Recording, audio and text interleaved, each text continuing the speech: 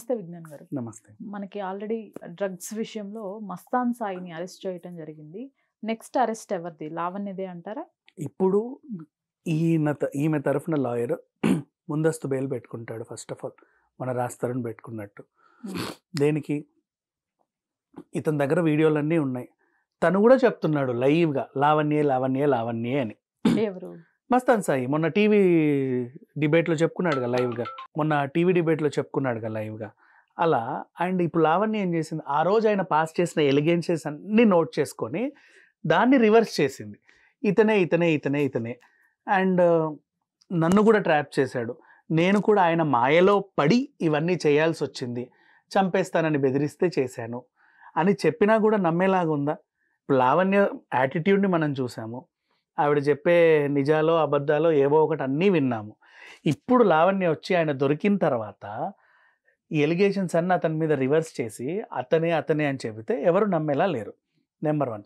ఒకవేళ ఈవిడ అలా అన్నా వాడు బయట పెడతాడు పోలీస్. కావాలంటే పిలిచి నన్నెలా ఇంటరాగేట్ చేశారో ఆమెను కూడా ఇంటరాగేట్ చేయండి. మీకు ఇంకా బోలెడన్ని విషయాలు బయటపడతాయి అని ఆవిడ చెబితే ఖచ్చితంగా వాళ్ళు ఈమెని విచారణకైతే పిలిచే అవకాశం అయితే ఉంది. అరెస్ట్ చేస్తారా లేదా తర్వాత సంగతి. ఫస్ట్ విచారణకైతే పిలుస్తారు. ఆ విచారణలో లావణ్య గనక టంగ్ స్లిప్ అయినా లేకపోతే ఇంకేమన్నా అయినా ఆమెని అరెస్ట్ చేసే అవకాశాలు ఉంటాయి. అండ్ దాన్ని కూడా ఈ లాయర్ డిఫెండ్ చేసుకుంటాడు. ఏమని? ఆమె మెంటల్ స్టెబిలిటీ బాలేదండి. 1 మంత్ నుంచి చాలా డిస్టర్బ్ అయ్యి ఉంది. అంతకుముందు నుంచే డిస్టర్బ్ అయ్యి ఉంది.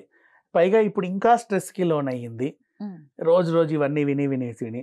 సో, ఏం మాట్లాడుతుందో తనకే తెలియని పరిస్థితిలో ఉంది.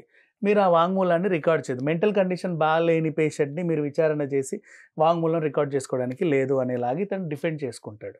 సో, నెక్స్ట్ అరెస్ట్ లావణ్య అంటే ఖచ్చితంగా లావణ్య అవ్వాలి. ఈ కేసులో ఏ1, ఏ2, ఏ3, ఏ4 తర్వాత ఏ5కి ఇతన్ని చేర్చారు. ఏ6 లావణ్యే 100%.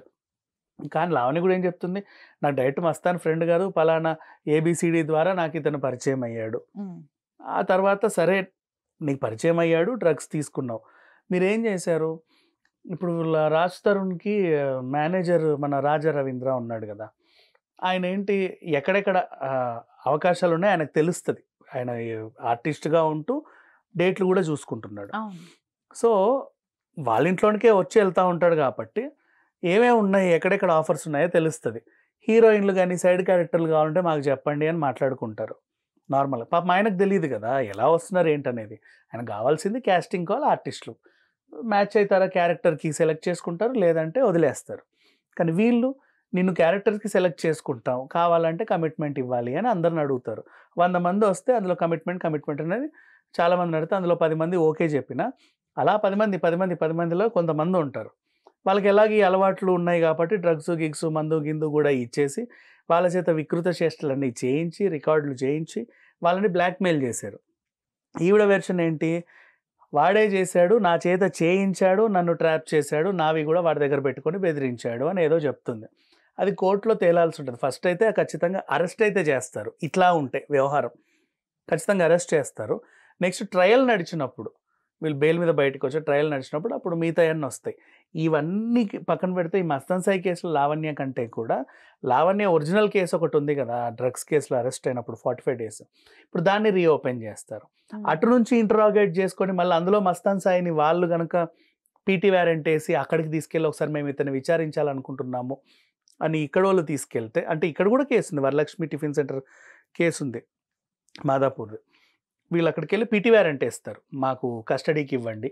విచారించుకోవాలి అని. విచారణలో ఇక్కడ గూడా దోషిగా తేలితే ఇక్కడ శిక్ష ఉంటది. అక్కడ శిక్ష ఉంటది. అండ్ పోనీ అక్కడ లావణ్య తప్పించుకున్నా, ఇక్కడ తప్పించుకోలేదు. ఇక్కడ తప్పించుకున్నా, అక్కడ తప్పించుకోలేదు. హ్మ్. అండ్ లావణ్య ఒక్కసారి అరెస్ట్ అయింది అంటే ప్రీతి లాంటి వాళ్ళు కనీసం ఒక 10 మందన్న బయటకొచ్చే ఛాన్స్ గూడా ఉంది.